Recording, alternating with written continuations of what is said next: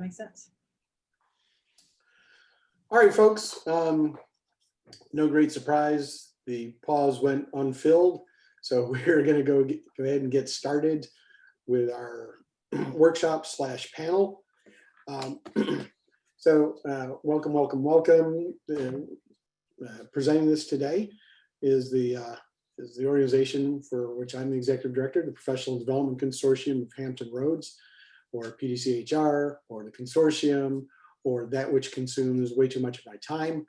The Consortium is all about providing affordable, accessible education to the leaders of membership associations in our area. Of course, with Zoom, our area is growing a lot larger.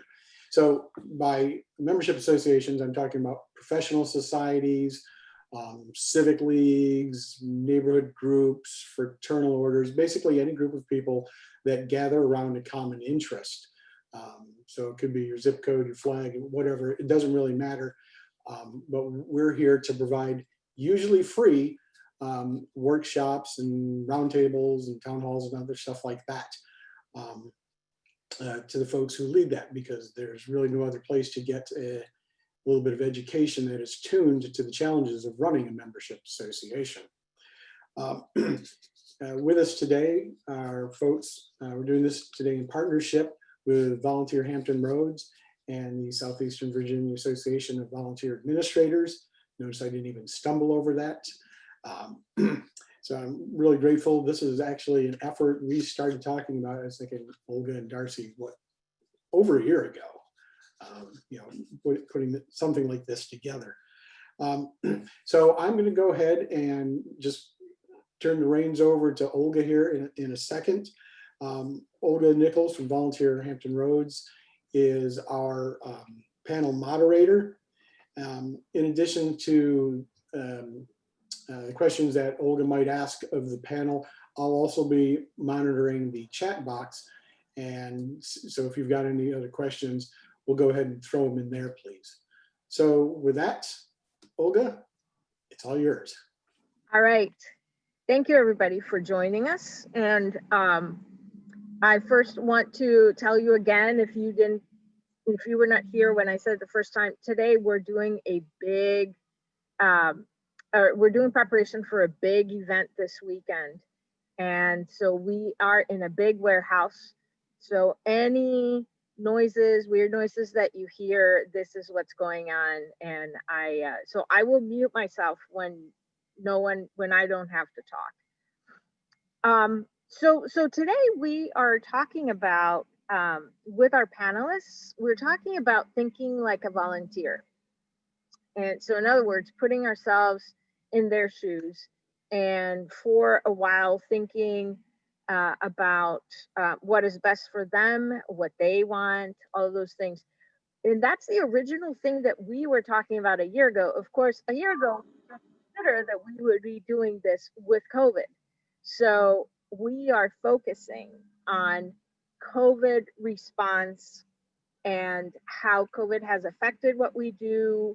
And we're going to then try to extract as much information from our panelists, since they are experts in this. They have been conducting, still running their volunteer programs to various degrees with COVID. And so we are going to just talk to them about this. So I'd like to ask our panelists, Vicki and Raynham and Chef Kristen, if you would first tell us who you are, where you work, and where you are in the continuum of volunteer engagement. Are you all virtual? Are you all in person? Are you somewhere in between? Did you shut down?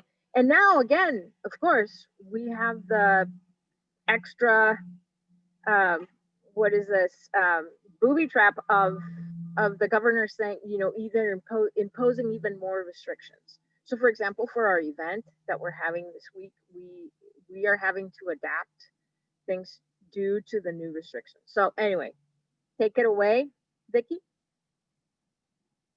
Okay, there's just a little bit of noise right now. Somebody just dropped some Thanksgiving baskets. So just a second for me. Okay, and we're next to a fire station. So if you hear the fire trucks, we'll have to just hold for just a moment. So my name is Vicki Josu. I'm the volunteer engagement manager here at 4Kids.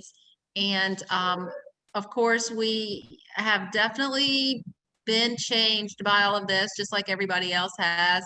Our Good Mojo thrift shop closed down in March, and that was, we used about 100 to 150 hours of volunteers there a week.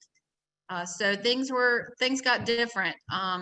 We had to all make adjustments, and we did that. We are still using our volunteers, of course, not as much, especially at the Good Mojo, but we have needed volunteers for meal delivery.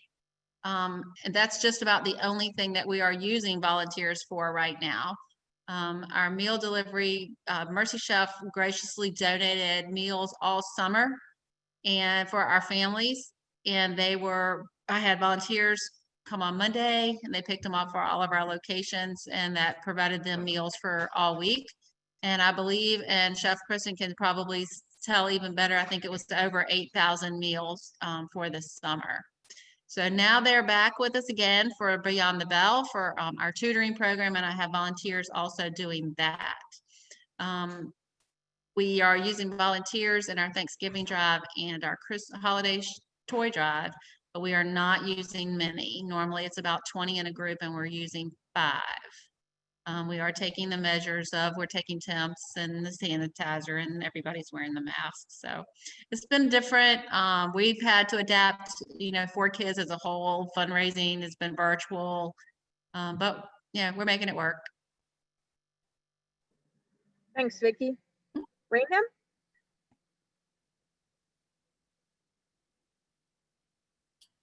Can you go to Kristen, because I got to get my grandson into class.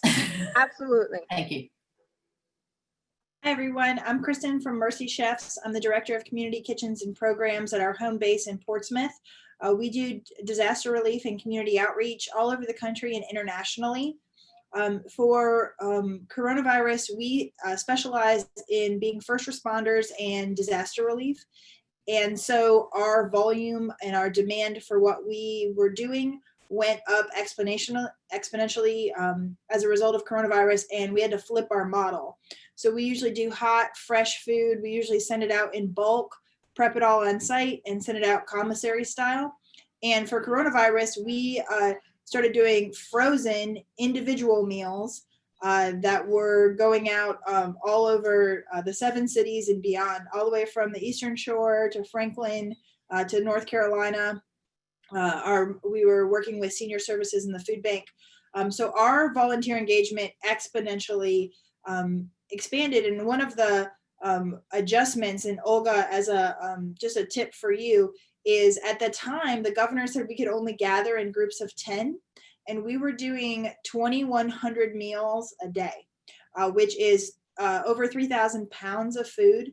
It's hours and hours of labor. And so what we did is we took groups of 10 outside, like we had a group of 10 outside and a group of 10 inside, and that included my team, and that's how we pulled it off. And we just flipped twice a day. So we had a 3-hour shift, and then another 10 people came in. So we were able to pull it off with that restriction. And of course that evolved, and I'll give you a whole bunch of other information later, but it's been a really exciting year. We love working with 4Kids. The people that we serve wouldn't be eating without us. That's what we specialize in, is doing meals that nobody else will do, whether that's because nobody else can do it or nobody else will do it.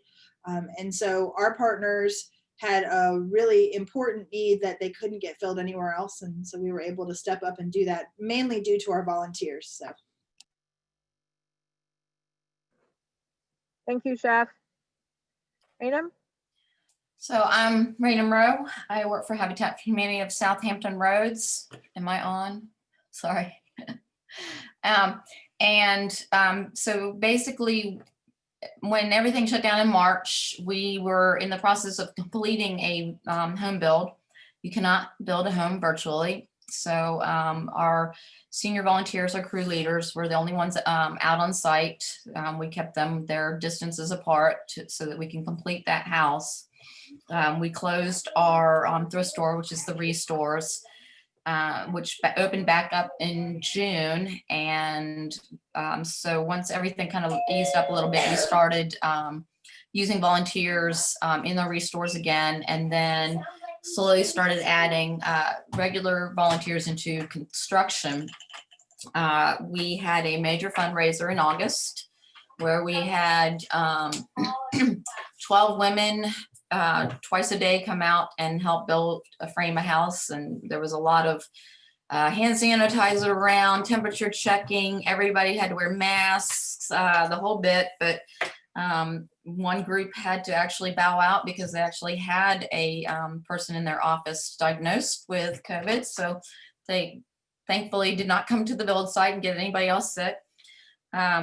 We did step down again because of the recent changes from the governor. So we are back down to just our crew leaders helping on the build site, because we are once again at we have to get a house completed phase, and we have to get a house in the condition in which, should we shut down completely, we're able to keep it sitting there for a little bit. We don't have the option to do anything virtually. You can't work a thrift store, you can't build a house virtually. So that's where we are right now. We do have a couple of office workers that if it gets bad enough, volunteers that help in our office, we'll ask them to not come. But right now we're wearing masks with them and everything. So that's where we are right now. Great. Thank you. So you all touched a little bit on it, but I wanted to ask about measures that you took, and you described the impact, but how, so specific measures. So Raina was saying taking temperatures, doing, hand sanitizer. If you would run through real quick, Chef, I know that you guys do a lot of that also, and Vicki, real quick, what you do, and then we'll move on to the next question. Sure, I can start. So we already had a volunteer check-in process in place. We work with volunteers from all over the country, and so we already had a form that they filled out, a way that we capture their information, really to follow up with them afterwards.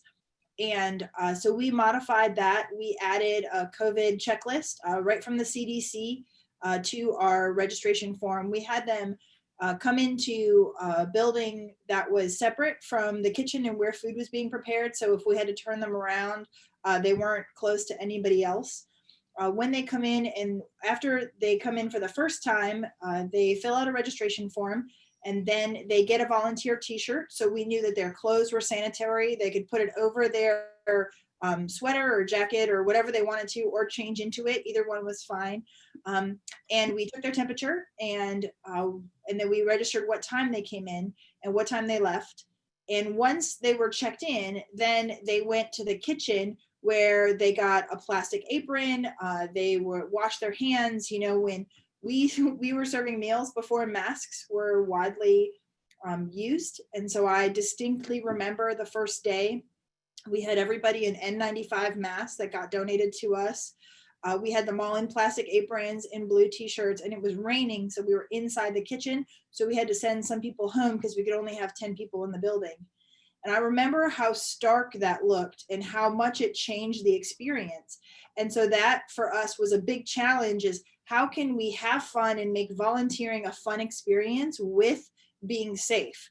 So we added music. One of our cooks, Christina, was our DJ every day, and she was our volunteer DJ. So we didn't let the PPE change the mood, except for that first day. It was anybody who went through that transition knows how stark it was when you first saw your first selfie in a mask. It was a lot to take in, and really just how can we change the atmosphere regardless of the PPE was for us really important.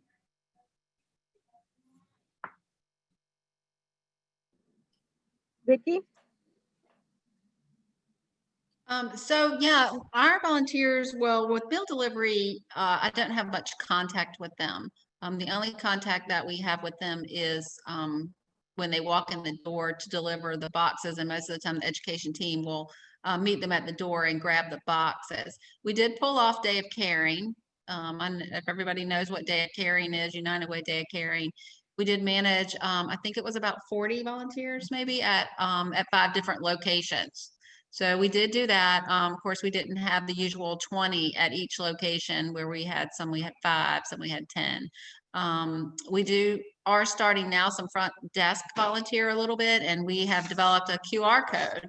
So we're trying to go contactless, so no one will have to fill out the piece of paper. So they just scan the QR code and it brings up a form, and they're able to fill it out, and their hours come directly to me. So we're going to be implementing this, especially as we make our way into our new building, where we're going to be very, very volunteer run in a 60,000 square foot building. That's cool, the QR code. Yeah, it really works great, and it's contactless. So Yeah. Raynham, did you want to add anything else? You did mention some measures. Well, so obviously, you know, the construction site is a little different. Now, we don't have restroom facilities. We have a porta-john, so there's not, you know, a hand washing station where they can wash their hands frequently. We just make sure that, you know, outside, if they're, you know, 6 feet away from other people, we don't require the masks, so long as they're, you know, not anywhere near somebody else, because it was getting hot in the summer and people, you know, we didn't want them passing out on us. But when we had the build itself, the women's build is what it was, they were required consistently to have the masks on. We were basically asking volunteers now to, you know, self-screen, you know, don't come out if you aren't feeling well. I mean, it's, you know, it's becoming common sense that they understand that, but we want them to know that we're trying to protect them by, you know, having them take some responsibility for it as well. In our restores, they are required to wear the masks the entire time they're there, unless they're taking a break and eating in our lunchroom. We sanitize everything every morning at the restores. We spray sanitizer everywhere. So we're trying to do our best to, you know, to make sure that everybody stays healthy and safe. But, you know, the important thing is to make sure that our volunteers know that we still need them, and making sure that they understand that, you know, they're just as important now as ever. So that's where we are with that. Real quick, a round of, have you had to do any contact tracing? Have you had any positive cases? No, we have not. I see Kristen shaking her head. No? We've had over 500 unique volunteers this year, and we've turned away 2 as a result of their temperature. And we've had volunteers that knew our check-in process. So they found out that they may have been exposed, and as soon as they found out, stopped coming in. That happened to a few of our volunteers, but we had none of that tracing that we had to do ourselves, which I'm really proud of. No, that's great. That's great. So Raynham touched on, you know, how we communicate to our volunteers that they're still important. So I wanted to ask you about how do you see the current level where you are with volunteer engagement? What role did your volunteers play in your decision to be at that level of the continuum? Did you engage them? Did you ask your core volunteers? How did you arrive at that level? And if you asked your volunteers, what did you learn from them?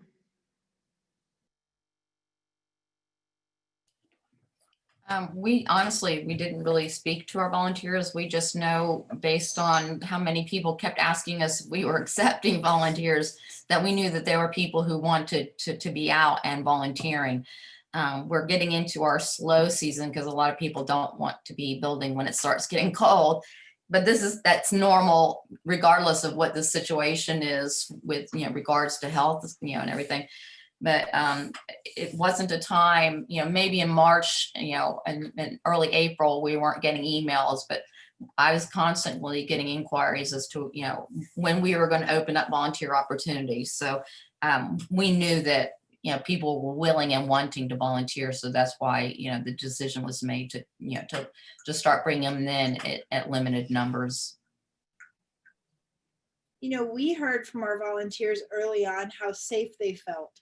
A lot of our volunteers were volunteering at several organizations, and they kept coming back to us because they felt safe. They would, before you could get masks, we were having our volunteers make them with bandanas when they were first mandated. And so we taught everybody how to make a bandana when they first came in, and they looked really cool in the bandanas, I just want to say.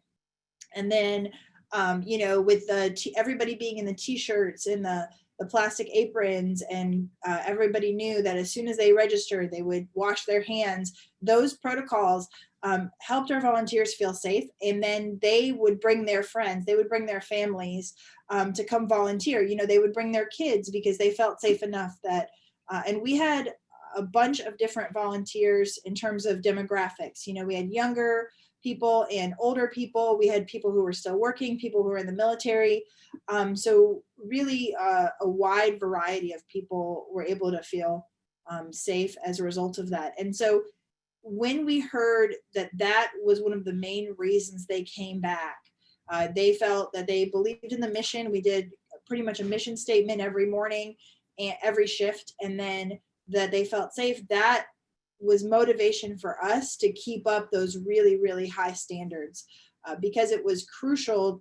It was a crucial element to getting the volunteers that we needed to help people. So, Chef, and you guys also set up an outdoor station, right? I was there when you were. I was there a couple of times, and I remember that. Tell us about that. So we were doing. We went from doing 1,500 meals a week to doing between 12 and 14,000 a week. And we had to do that with 20 people. And I had 5 people on staff. So essentially 15 volunteers. And so in order to we had to have 2 distinct places for them to go.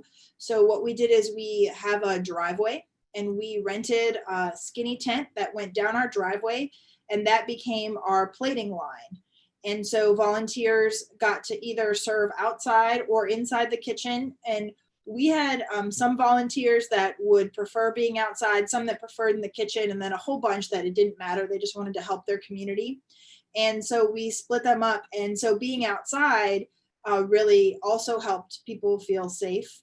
And they stayed outside for the whole time. So we shortened, the shifts were only 3 hours. They got a 10-minute break in the middle where we usually had ice cream and, social distanced, and then came back together. We also spaced them out on the line. So we had a longer table than we actually needed in order to keep the plates up, in order to have the food close to people, but have people separated as much as possible. So lots of different ways that we really, it looked safe and they felt safe and it worked.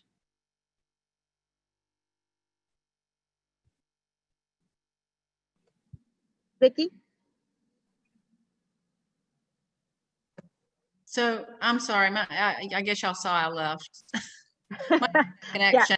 So we're on a hot spot because we don't have internet connection here at this building. So I'm not very good.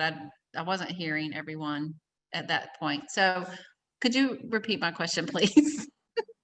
Yeah, we were wondering what level of involvement did the volunteers have in where you are? Did you survey them? Did you talk to them? What did you learn from them? So, and I'm sorry, there's a loud, somebody's coming in. Hold on a second. Let me go on. Let me see if I can go in here. Hold on, please.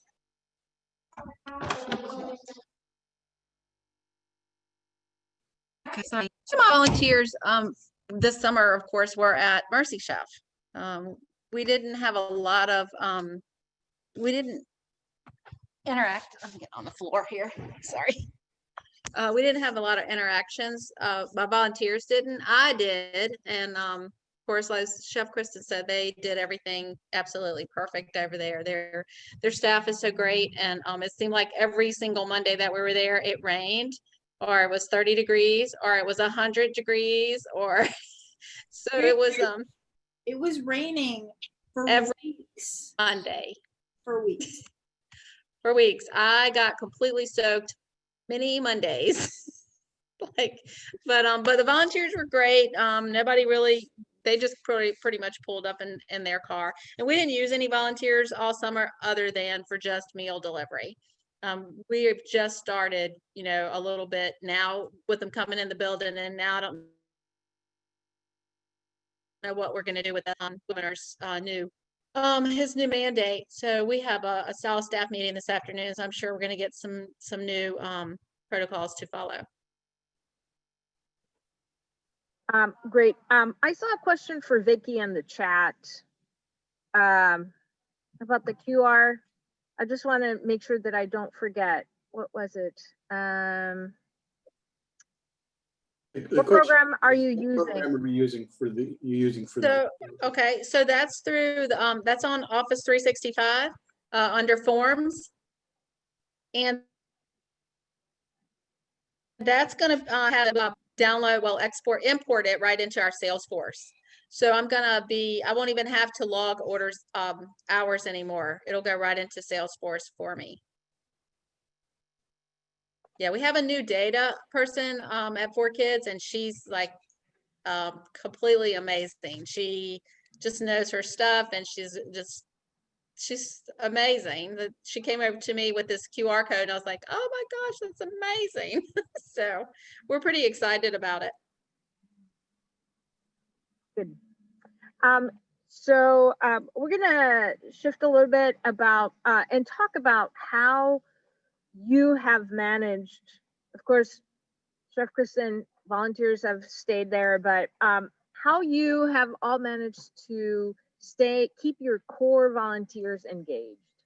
So especially when you have to keep them, not as many, or shut down completely, bringing them or whatever. How have you kept them engaged?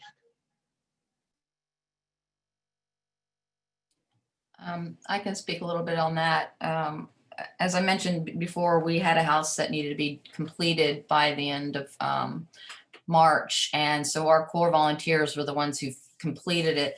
They are largely retired people who are in that age group that shouldn't be among other people. So that's why we didn't allow any. There was like a younger guy that's a part of their group that is still active duty. So we asked him not to come out because he was around other active duty people, and since he had just joined the group, he understood that. But the others just remained, went home, came to volunteer, and that was it. So we kind of knew that we were in control of where they were and everything. And several of them chose themselves based on their own health or their own situations not to come out. But we send them a weekly email to give them updates on what's going on with everything in regards to COVID and what we've got going on with our builds. We've kept them very well engaged. They are I think there was maybe a week or two where they weren't doing anything with us just because we'd finished the house and we wanted to kind of sit back for a little bit before we started doing anything else because everything was so scary at that time. But I think that they feel like they're aware of what's going on, and we're keeping them in touch with everything with our offices. So it has been fairly easy to keep them engaged. Good. Has that, oh, sorry, just a sec, Chef. Raymond, has that changed since COVID, or is that something that you had going before? Pretty much. I mean, we email them every week anyway, because they need to know, you know, they tend to bring their own tools out, for example. So they like to know what tools they need to bring out for the build site. So we've always emailed them every week to let them know what's going on with the schedules like. But we've added, like, usually those came from me, but our director has added more news about, you know, in regards to COVID. So like this past weekend when things just changed with the governor's restrictions, he sent a more specific email out to them about, you know, how we are going to be handling that situation, because we do have contracts to finish houses. And, you know, yes, the cities will probably give us extensions, but it's not something that, you know, we want to ask for until we get down to the wire. So we want to keep working until, you know, we can't. But building is an essential business, thankfully, so we can, you know, do that. But we may get to the point where we may not be able to use volunteers if it gets really bad. So we want to get those houses in a position where they can sit, you know. So it's, you know, it's a struggle but, you know, and we know it may become an issue, but we're trying to keep them as busy. So they used to work 3 days a week. They're now working 5 days a week. So yeah, we're doing it, but. Great. Thank you. All right, Chef, sorry. Go ahead. Yeah, no problem. It was good to hear what Raynham said, because that's something that we've been trying to establish. You know, we had a small team of volunteers that showed up on a regular basis before COVID. So having, you know, in a week, having 100 different volunteers was something that was a big shock to us here locally. So a couple of things that we did really successfully in looking at hindsight. The first one was every volunteer, every shift understood what we were doing. We would start, when they came in, people would roll in at different times. And so we would have a mundane job for them to do. Like we had to label a bunch of boxes. So everybody would be on labeling until most people got there. And then before they started making meals, we would talk about the mission and what the goal of the day was, you know. So our goal, you know, I had a speech that I would give every morning, and essentially it's, you know, I would say, welcome volunteers. Are there any first-time volunteers? They would raise their hands sheepishly, and everybody else would clap for them, essentially welcoming them to our volunteer team. And then I would say, today you're going to be a part of making meals for, and I would fill in the blank. So for a while we were serving little kids, seniors, and first responders. So I'd say, you're going to be a part of making meals for little kids, seniors, and first responders. So what your job is to, you know, essentially follow Christina's direction, because Christina was in charge of our volunteers, and you'll be doing this. You know, some of you will be a part of dishing meals out. Some of you will be closing the boxes and packing them in the truck. Some of you will be running food, but all of it is a part of this mission and this goal. And what was interesting is that our volunteers became really competitive.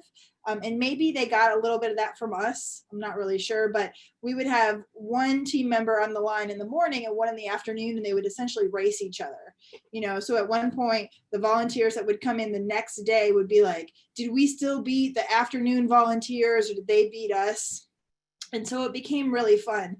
Another thing that we did really successfully is during the break, we did something fun.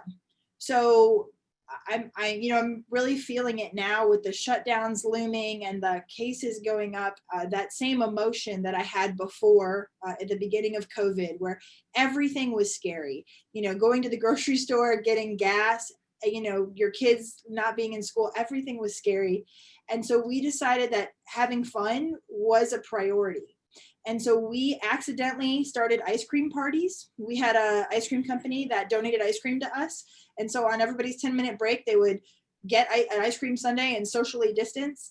And then after that, we just started buying popsicles. But what that allowed us to do is to get to know our volunteers outside of just, you know, serving on the line, but also they got to know each other. And so they created new friendships. You know, we have a pastor that volunteered with us. He's volunteered with us probably 60 sometimes now. And he said, this became like his church. And we are a faith-based organization, but really, whether you're faith-based or not, that need for human connection, it fulfilled that need, which was really successful.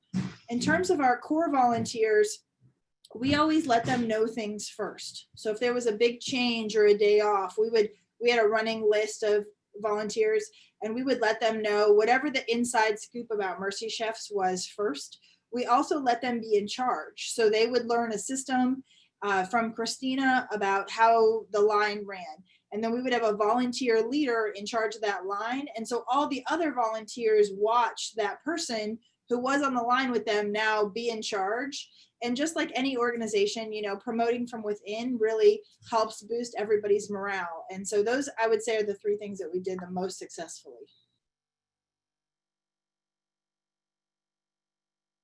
Vicky, are you able to talk to us?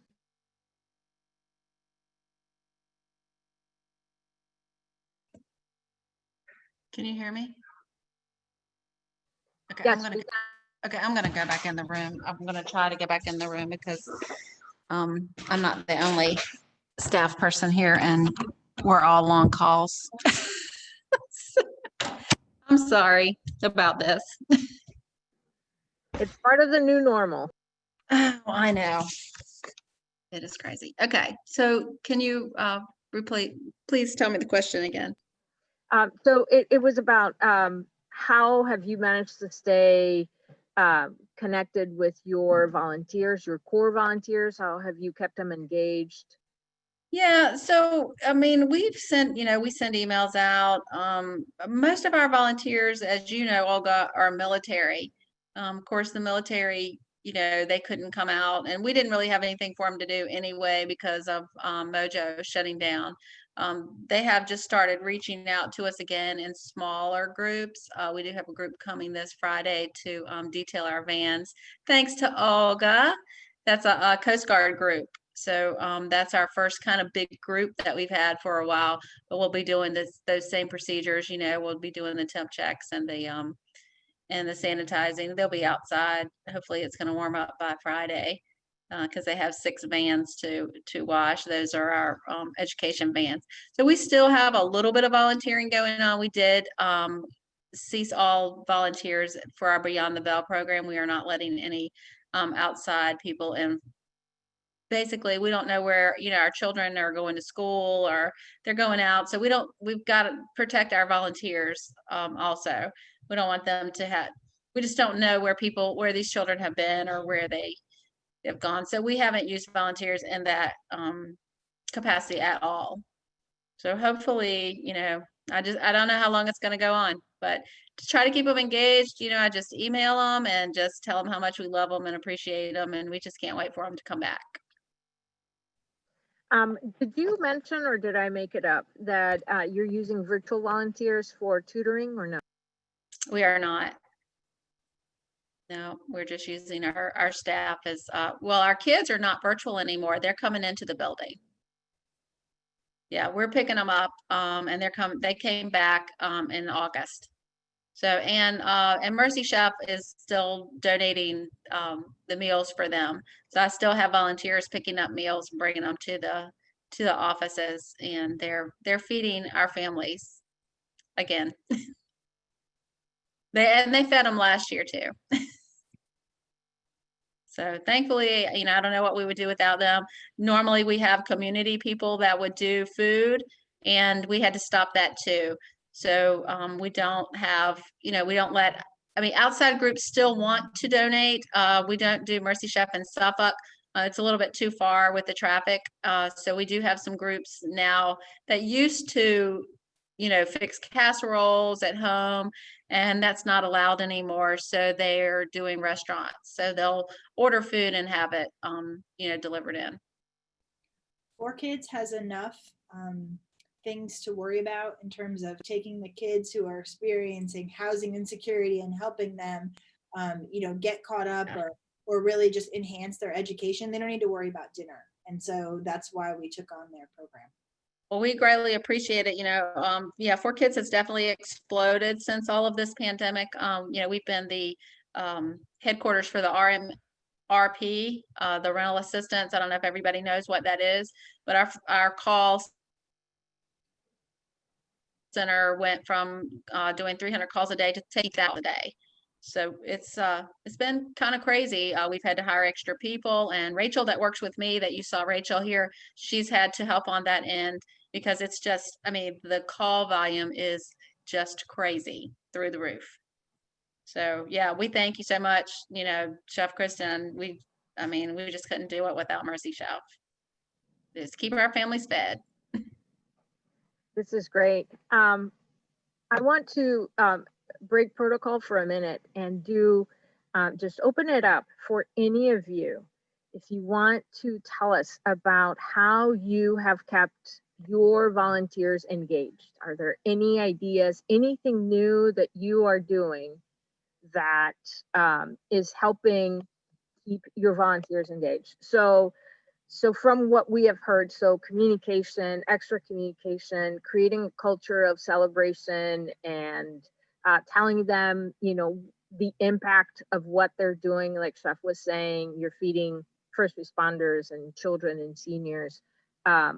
Anyway, if any of you would like to share any ideas of how you've kept your volunteers engaged, please share. Just unmute yourself and tell us.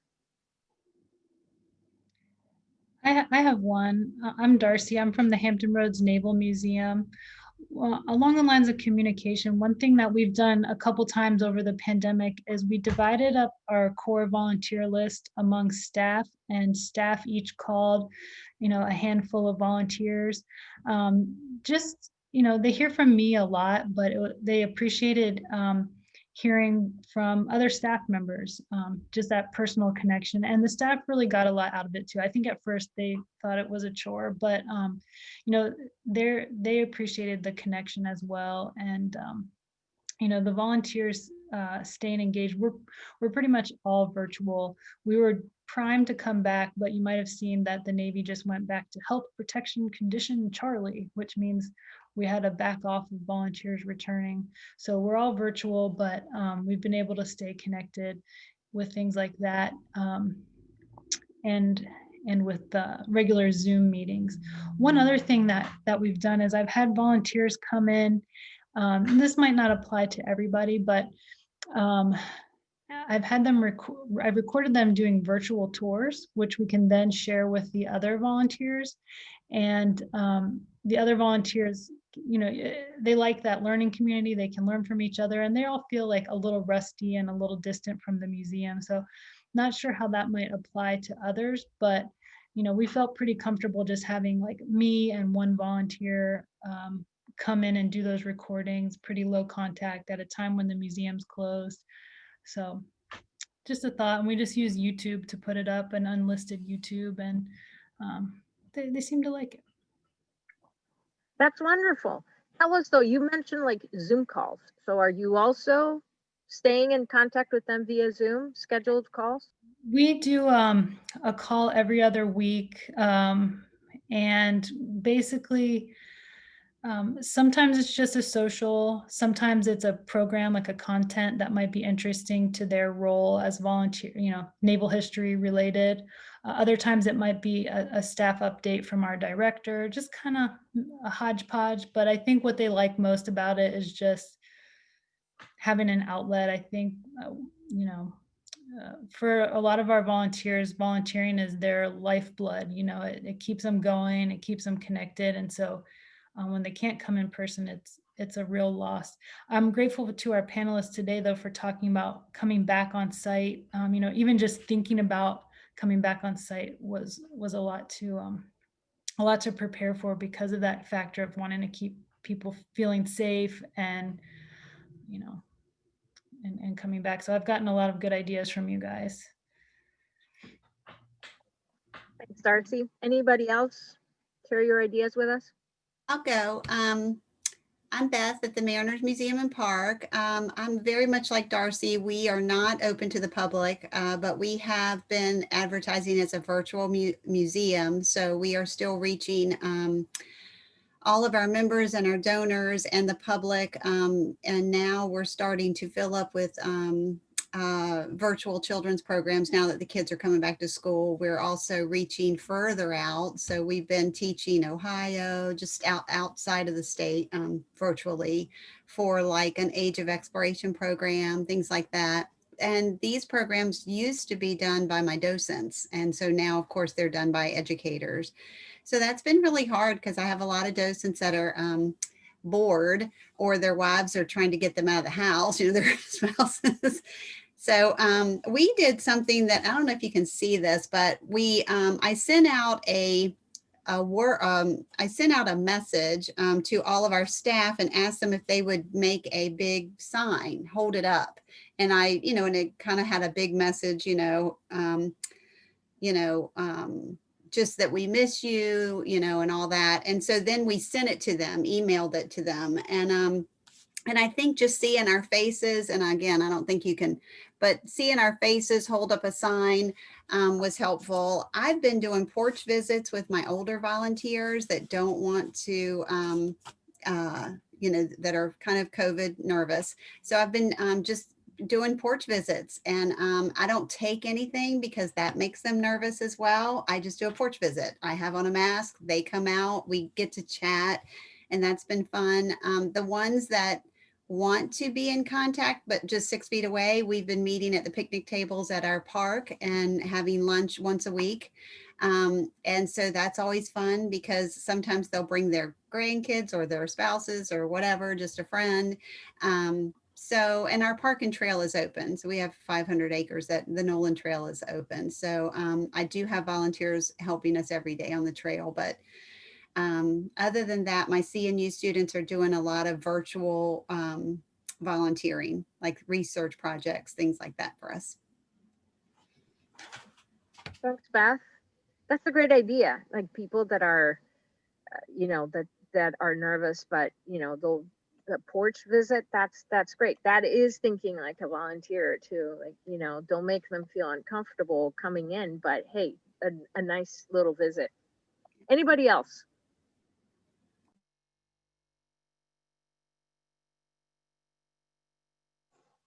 Going once? Going twice? Okay, moving on. So before we open up for the questions that are posted, I wanted to touch on something that you all have mentioned, and that is technology, the use of technology, the QRs, the Zoom, the virtual tours. So one of the things that has happened with COVID, right, is that all this, like I'm in a group, in a study group that is from all over Virginia. And in normal circumstances, we wouldn't be able to do that. But because of Zoom, we are able to. So I want to ask our panelists if you would share with us, if you have branched out? Are you learning more about technology? Are you taking advantage of it? Is it something that you feel you're incorporating into what you do? And is it something that you think will keep going even after maybe, hopefully, we'll get a vaccine? I'll just let you, whoever wants to talk, let you just go. I can go real quick. I would say our biggest technological advance as a result of COVID was using Volunteer Hampton Roads. We were already a part of Volunteer Hampton Roads, and this is not a shameless plug, Olga. You already know how I feel, but we were already a part of Volunteer Hampton Roads, and really we're using them sparingly, not taking advantage of any of it. And when we needed 20 volunteers for 2 shifts a day for 5 days a week, we didn't have the network for that, and Volunteer Hampton Roads did. And so for us, I would say that was our biggest advantage in being able to pull off what we did during COVID, was having that piece of technology that connects people who care about making a difference in their community with the organizations that are positioned to make a difference. And so that, I would say that was our biggest advantage. Thanks, Jeff. That's great.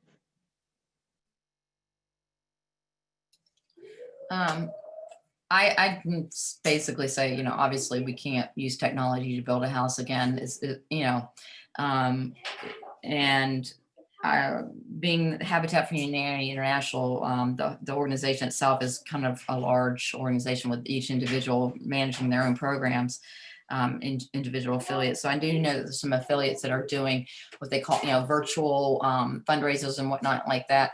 I'm getting resistance from, my affiliate towards doing things like that. Although I think, there is a definite need to look towards doing that, to be able to engage more people with, our programs. And, because in the future, this, like you said, this is where it's the new normal, and it probably is going to stay because people are finding it's a lot easier. But the fact that we can work remotely and still connect to our, our servers and reach our files is a huge deal. We would not be able to do that without the technology, but we haven't really worked towards engaging, more volunteers virtually. It's not something that we have found that we can do at this point, but it's definitely, I'd love to hear how anybody else can, does it and how it works for them myself. Vicki, did you hear the question?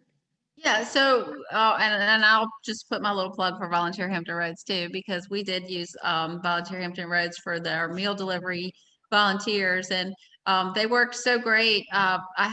This is a cute little story. I had one, she didn't show up over there to pick up the meal delivery. And, I was like, golly days, I hate when they do that. So she texted me like 4 o'clock and she said, I'm still here. I said, you're still where? She said, I'm at Mercy Chef. I said, what are you doing there? She said, I'm volunteering. I'm washing dishes. I said, what? No. So and I walked by her like 4 times that day. And I mean, when I went to pick the meals in, they just picked her right up and put her right in the kitchen and put her to work. Listen, we have a lot of stuff to do. And she said that she was there to volunteer. She did. She didn't even mention me. She just said, I'm here to volunteer. And they just said, okay, well, come on in. So we, so we interacted our volunteers there. She used mine. And I got some from Mercy Chef too. We, actually, one guy that he cut grass for us all summer long because, we couldn't have volunteers in groups, and we have landscaping to do at all our shelters. And there was a volunteer at Mercy Chef one day, and he said, I'd love to come and help your organization. He said, I'm going to stay here. He said, but I can come cut grass too. And he has turned into just this super volunteer. He has done so many hours. He helped us move Mojo, and he cut grass every single week. So, but virtually, we don't have any virtual opportunities for our volunteers. We just haven't been able to come up with anything, on that end of it. So, but we're still plugging along with our real ones. And thanks to Olga, like I said, we got the group coming Friday, and y'all are just great. I appreciate it. And I know I'm a pain because you know how I am. Sometimes I'm like, I can't get it to work. Olga, help me. That's great. Yeah. We are at almost 1, and since you guys are talking about Volunteer Hampton Roads, let me just invite all of you to. We're going to have a training on December 3rd. It's going to be virtual, and this is specifically about skilled volunteering. And a lot of skilled volunteering is virtual. So we're going to talk about how to think about this and how to craft maybe an opportunity that is attractive to volunteers and ensure that you're getting their best volunteers. So think about, we all need to do, is your QuickBooks a mess? Do you need someone to help you do that? Could you have like a remote receptionist? I mean, like all of us have our phones. Not all of us, but a lot of us have our phones, forwarded to our phones, that kind of a thing. So anyway, let me invite you. We will be hosting this, and then also so we'll have the session. Half of it will be thinking about skilled volunteering and how to craft a skilled volunteer opportunity that is attractive. And the other will be, if you're using our system, how to then enter it into the system so that you attract people to come. Anyway, so done with the plug. So I wonder if we can move on to questions from that you have posted. Olga, can I say one more thing Of course, please. about Volunteer Hampton Roads? So this weekend, Volunteer Hampton Roads is doing their family, what do you call it, Olga? It's family volunteer day. So they are in this COVID deal. You know, we didn't, of course, know what was going to go on, and we do a backpack drive, and we have our Thanksgiving drive, and we have our holiday toy drive. Our backpack drive didn't produce enough backpacks and school supplies. So we had to go to our donors and ask for money to go purchase them. So we kind of figured that was going to be the way that things were going to go, that people were maybe not in a giving mood or you know, whatnot. So anyway, Olga approached us and asked if we would take part in her family day. And we have volunteers that are making us 225 Thanksgiving baskets this Saturday. So we are just, thank you. I can't thank you enough. We are just super excited about it. I don't know, can I show you my screen? I'll just give y'all a little glimpse of our Thanksgiving drive real quick, if y'all want to see it. And you can see in here all of our baskets. And then I'll have volunteers in here tomorrow, and they'll be making other baskets. So we'll have 5 baskets to our clients for Thanksgiving. Wow, that's great. Yeah, Cool. so Okay. thank you. Sure thing. Mark says we have a few more minutes. So I just want to talk first to our panelists, but then open it up if anybody else has something to say. During this time, we've had, you know, like chef, instead of making 15 meals a week, it was like thousands and thousands a week. So we've had that dual dynamic of like increase in demand for services, but then having to have more barriers to be able to engage our volunteers. So sort of like mission and care for the volunteers. And I wonder if you all would speak to what is the first thing, you know, when you think about what you need to do. Are you talking, you know, for your organization, is your focus the mission, or is your focus engaging on volunteers? And how, I know that when we talk about focus, it doesn't mean that we are excluding everything else. So whatever your focus is, how does that engage with either the mission or the caring for volunteers in this time? You know, for us, time is the most valuable gift somebody can give us. You know, they can't get it back. They can get more money. They can get more of lots of other things. But when you give me 3 hours, that's all those 3 hours are gone. And so for us, I would say our focus was making sure that that time was spent in a manner that they felt was valuable. So we came in early. We would come in at 6 o'clock for our 9 o'clock volunteer shift to make sure we were set up. We would communicate any problems with our volunteers. If we were going to have bad weather, we would make sure we'd let them know that they weren't going to come. So one of our main focuses was making sure that our volunteers felt that their time was well spent and that they weren't wasting time on things that didn't matter. You know, their check-in process was smooth. They didn't have to wait in line. They knew where the hand sink was after they came the first time. They knew that they had to put aprons on, and they would tell other people to do it. So just really thinking ahead of time of where are the places that we can be more efficient so that the time that they do spend with us is more valuable. Thank you, Seth.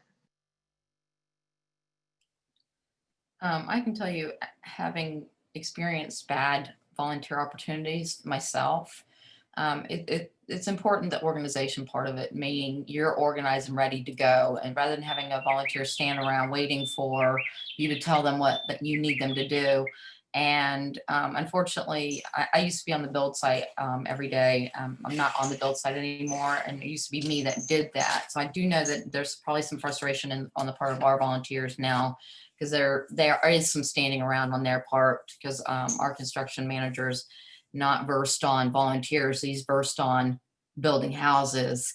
And so in the back of my mind, I've got it that where I know that I need to do something to make that, change to where they, are feeling like they know what's going on.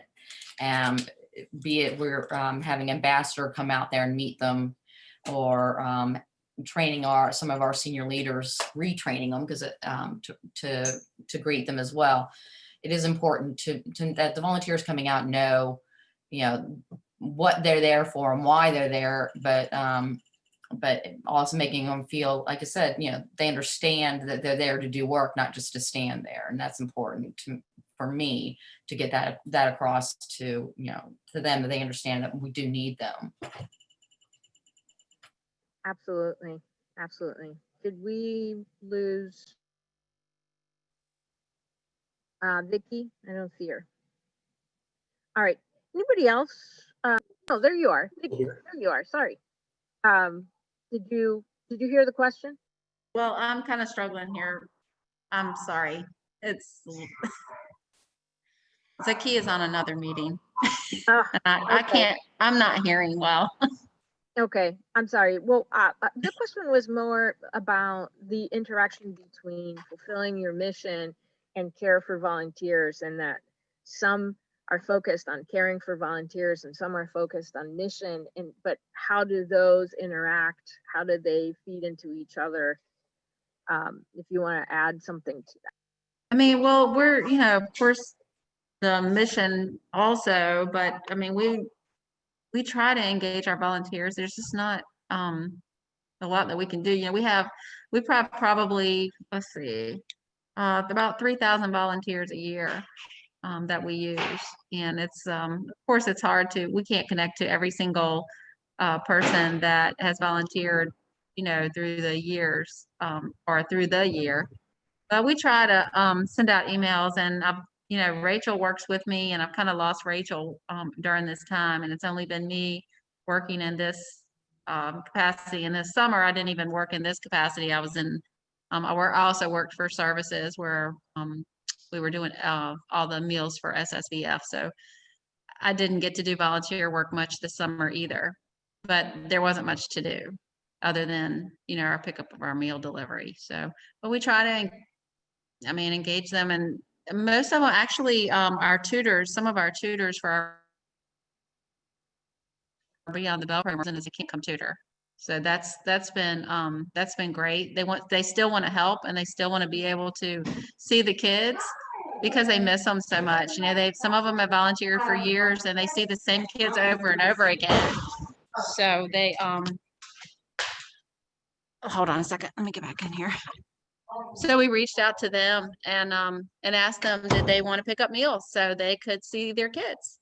And so they did that, and it worked well. So it was, mission and volunteer kind of went hand in hand with that.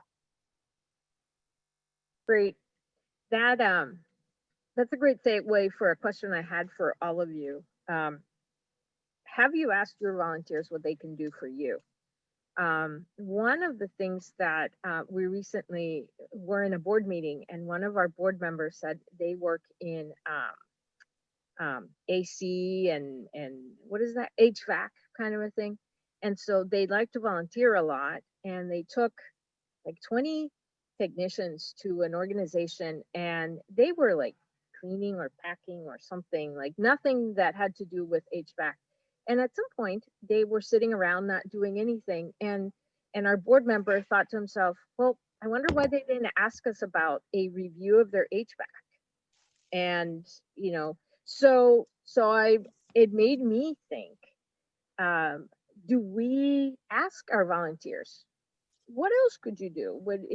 Do you have any ideas of how maybe you can help us? And I just wanted to ask all of us and our panelists first, but anybody else, have you asked your volunteers how they think they can help you.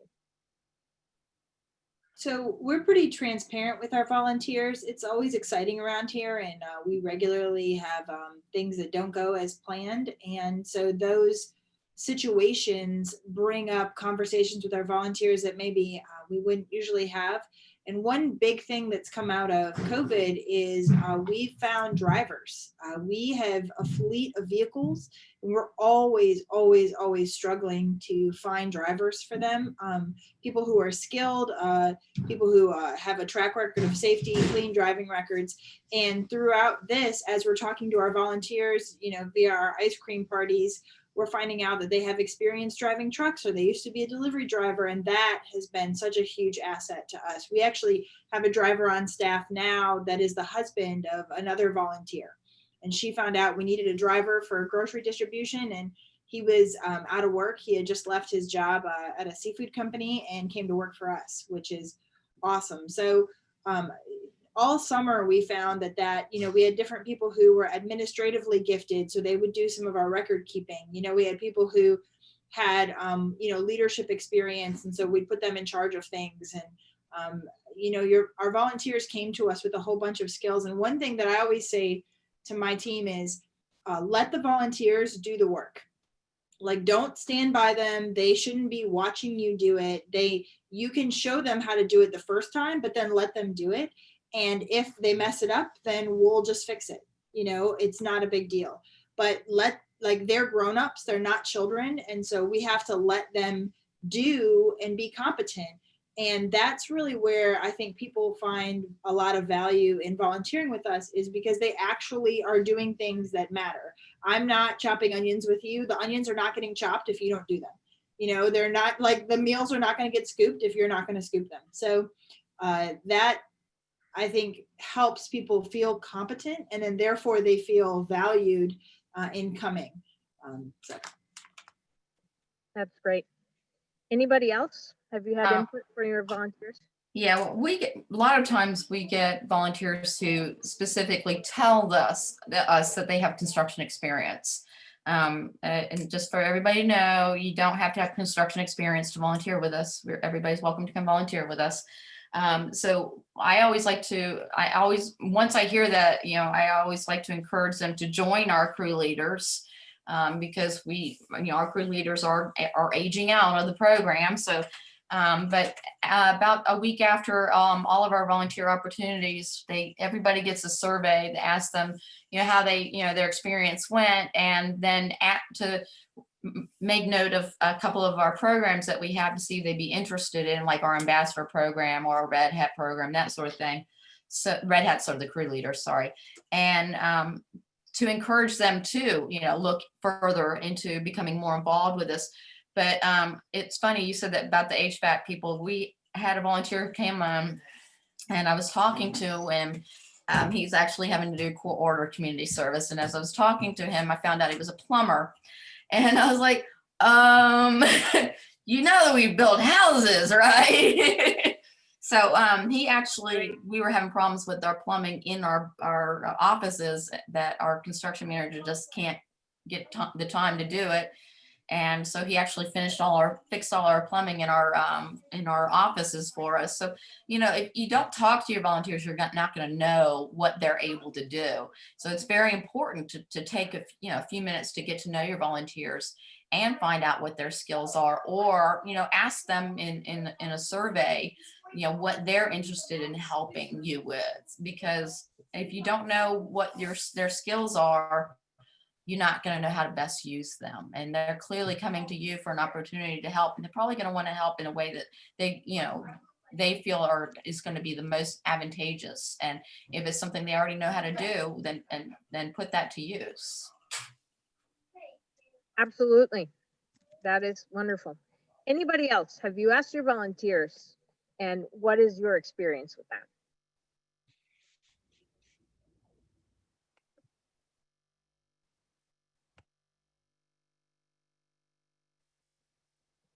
Vicki, you're trying to talk to us?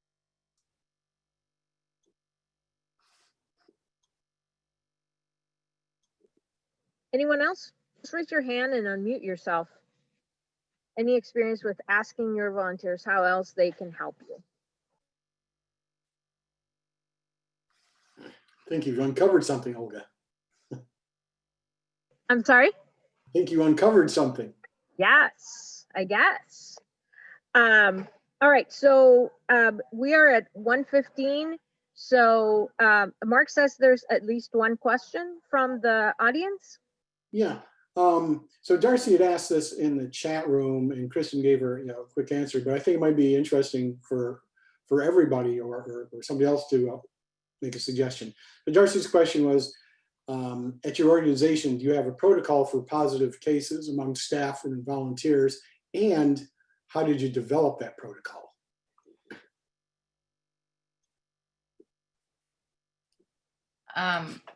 Ours is pretty basic. If you are in contact with somebody, you go home and you stay home until you test positive or negative. And if you're positive, you stay home until you're better.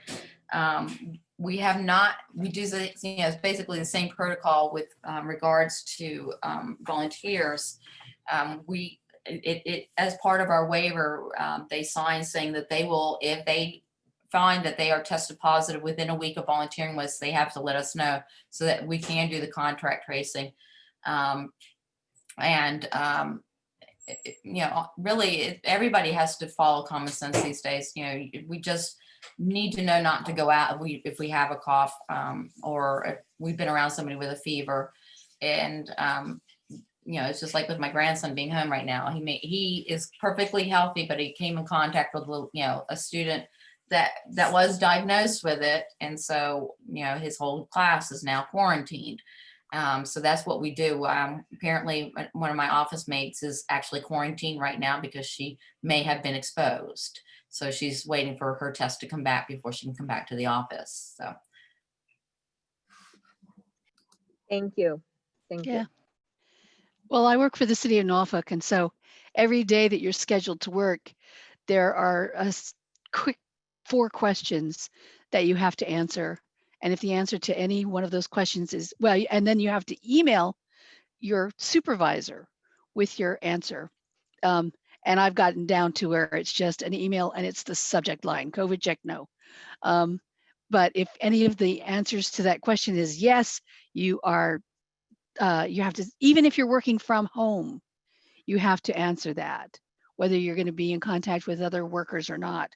So if the answer to any of those questions is yes, then you are not to work and you are to get to a doctor. My husband works for Norfolk Academy. He's adjunct staff there, and they're getting tested every 2 weeks. That makes sense. Yeah. Do they do random testing? No, they test everybody on the staff and all this. It's Norfolk Academy. And they are doing the spit test, but it's everybody on staff and all the students every 2 weeks. Anybody else?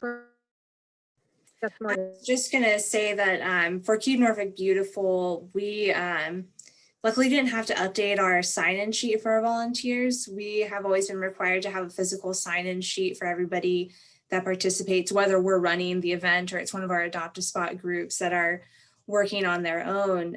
But we added to that, and like our safety guidelines are now 2 pages long with references to where we got the information, and it's saying, I will not participate if I've tested positive, if I've been exposed to someone that's tested positive, and that they'll let us know within 14 days, or if they test positive within 14 days of an event. Like after the event, they have that time frame. Everybody who comes into our building has to sign in for contact tracing. And then our safety guidelines, we kind of added a line that says, aside from just acknowledging the safety guidelines, that as of this day, I pose no risk or no health risk to myself or others, as kind of that if you come to this event and you have COVID and you've signed here saying that you don't pose a health risk, that kind of takes it off of us to cover us for like the liability purposes. Great, thank you. Anyone else wants to share about their protocols?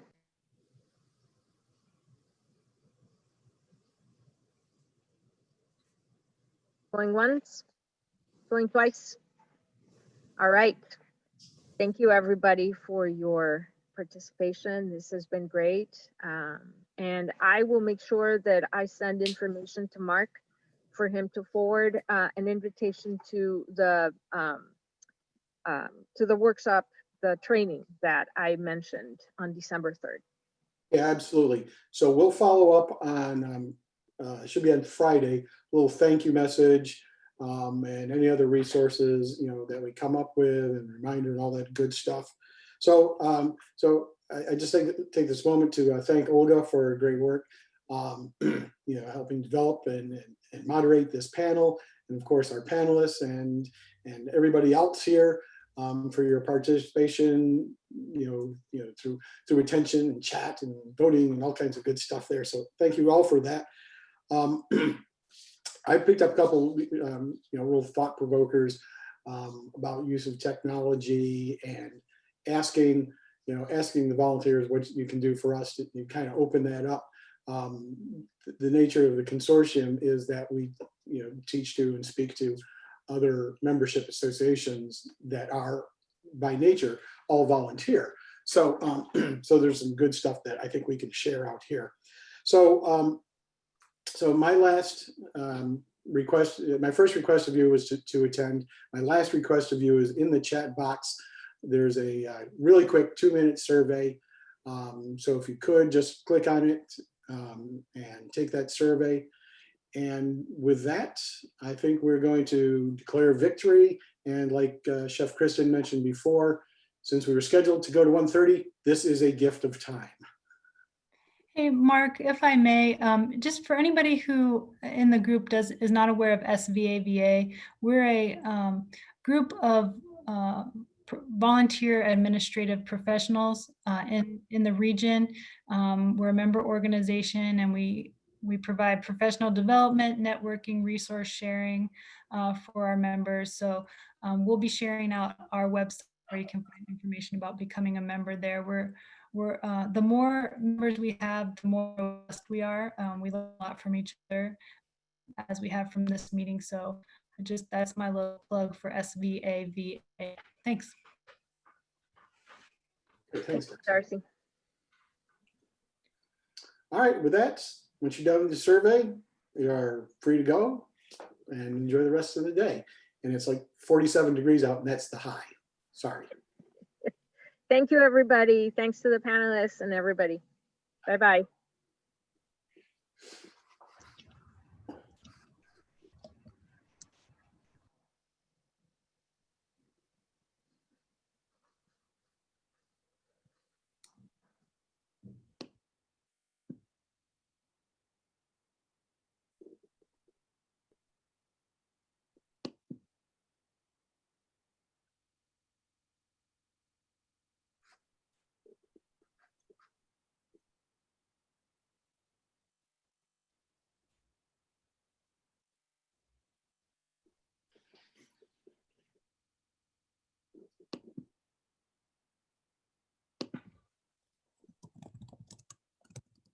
Hey, Beth, we're still watching you.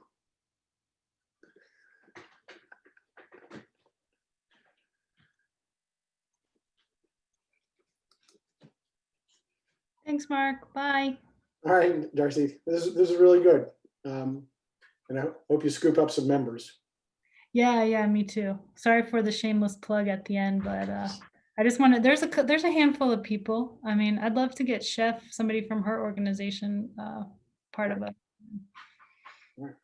So, Yep. all righty. I will send you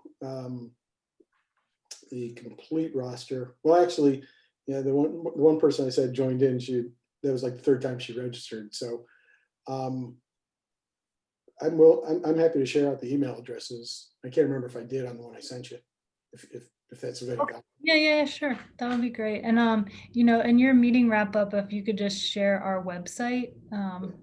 Yep, I already jotted it down. So Yeah, I don't think there'd be anything additional. So. All right, cool. All right, thanks, Darcy. Bye.